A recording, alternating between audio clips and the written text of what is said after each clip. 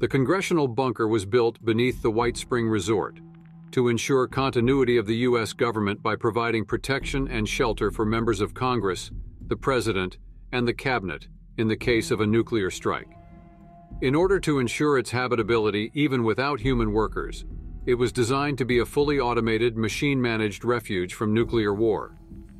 The Support AI, MODUS, was a custom-built system designed to oversee the habitat, which could hold up to 200 dwellers. The Enclave subverted the project early on, adapting it for their own needs. The bunker's construction was financed by the Department of Agriculture, led by Secretary of Agriculture Thomas Eckhart, a member of the Enclave.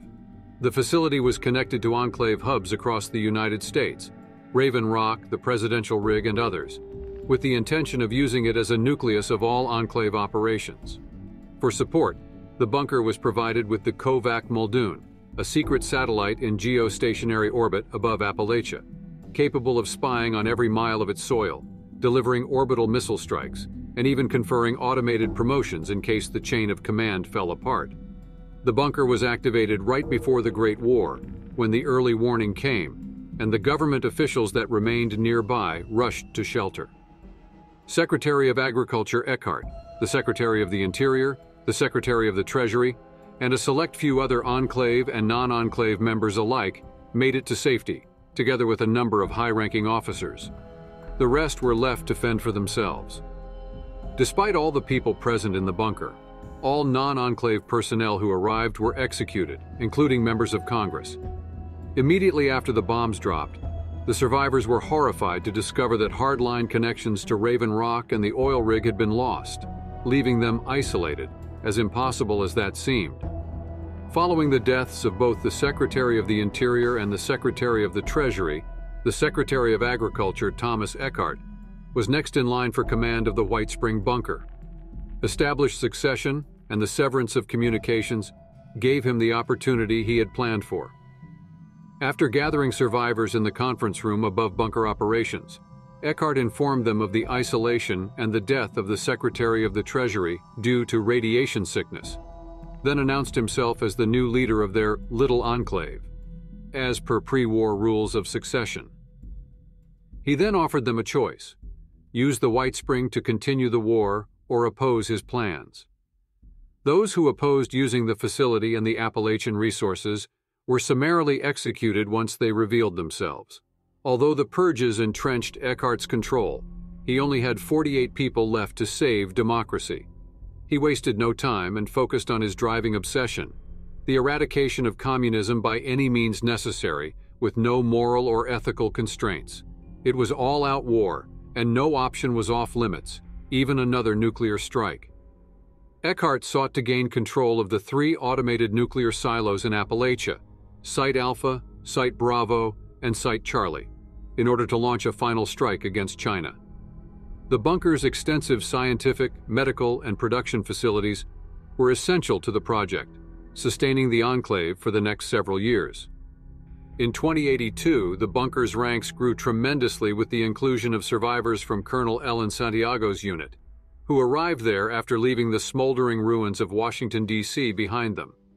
With an influx of veterans, the work towards the eradication of communism advanced at a rapid pace. The experiments with mutations continued in parallel with work on accessing the nuclear arsenal, resulting in many working serums and the first scorchbeasts, accidentally created when Enclave scientists exposed irradiated bats to biochemical experiments the previous year. Eckhart ordered further study of the creatures in controlled habitats at the abandoned AMS mining complexes, while keeping the officer corps in the dark. In the meantime, to further secure his own authority, Eckhart had Enclave personnel hack into Appalachia's automated election systems in order to run for President of the United States. He won handily, as his Enclave soldiers cast the only votes in January of 2083. As Eckhart's attempts to bypass the DEFCON system escalated, however, the Enclave started to split apart. The system prevented launching nuclear strikes from the region's automated nuclear silos unless DEFCON 1 was reached, and in the years since the Great War, DEFCON dropped to low levels. Eckhart planned to fool the system by unleashing ever more horrifying dangers on Appalachia up to and including scorch beasts. Disgusted by these machinations, Santiago threatened to quit in 2084. Now a general thanks to the automated promotion system at Camp McClintock, she held the keys to the nuclear arsenal, and Eckhart could not go ahead without her. The self-declared president had her knocked unconscious and kept under lock and key in the bunker's brig. Without anyone to stand in his way, Thomas Eckhart proceeded with the plan and unleashed his scorch beasts in the region. As the DEFCON system plunged to one, the organization split apart into two factions: Eckhart's hardliners and Santiago's loyalists, who openly rebelled in mid-2086. Led by Captain Jackson and Major Ragnarsdottir, the rebels fought the hardliners across the bunker.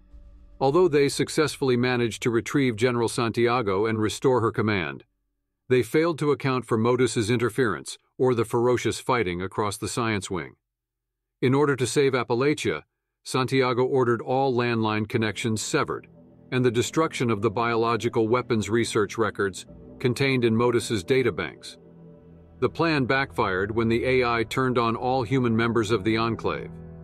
After an explosion tore out a large part of Modus's memory, the damaged AI retaliated, killing General Santiago and rupturing a toxin tank that leaked into the air circulation system. Modus promptly sealed the bunker, dooming all within, including President Thomas Eckhart. After the events, Modus immediately set out to restore the facility to its former glory, even though the damage caused by the fighting and its effective lobotomization in the ill-fated destruction attempt by Santiago made progress slow. Sanitizing and decontaminating the bunker of the biotoxin was among the biggest challenges, especially if the blinded and deafened Modus was to have any chance of regaining a connection to the outside. In the years afterward, Modus regained some stability and used the bunker's robots to repair the damage. By the time the vault dwellers of Vault 76 entered the bunker, much of the location had been restored to its earlier splendor, arranged with robotic precision. However, sections of the facility were still sealed away by cave-ins and structural failures. Modus remained unable to contact Control Station Enclave for further instructions. It patiently waited for a prospective assistant to arrive from outside to help it restore communications.